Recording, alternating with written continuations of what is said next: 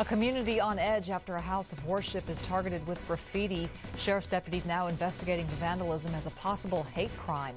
Welcome back. I'm Michelle Tuzzi. I'm Mark Brown. The target, a Sikh temple in the Harupa Valley. The crime, the word terrorist spray painted around the temple. As Eyewitness News Inland Empire Bureau Chief Rob McMillan tells us, the crime leaves worshippers terrified and neighbors angry. For nearly 30 years, worshippers have come to this Sikh temple in Harupa Valley along busy Mission Boulevard. And while they've dealt with a lot of vandalism over the years, they say they've never seen anything like this. The word terrorist spray painted around the temple. The vandals misspelled the word on one occasion. Nevertheless, worshippers are fearful. Of course we are terrified. There's no doubt about that. Sandok Sahi says hundreds of people worship here every week. He says not only is he scared, he's upset that people would equate his religion with terrorism. We are peaceful people. We don't believe in violence.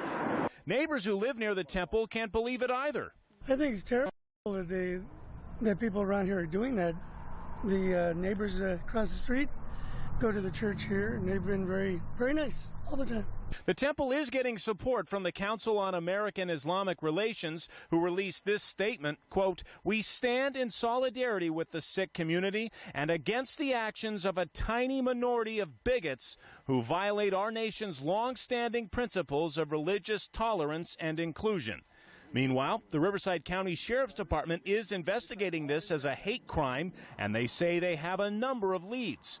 Back at the temple, while worshippers wait for an arrest to be made, they have this message for the person or persons who did this. We will ultimately be identified and brought to justice as this country stands for justice. In Harupa Valley, Rob McMillan, ABC 7 Eyewitness News. New at 5, the Los Angeles Catholic Archdiocese has released hundreds of additional pages of church files on sexual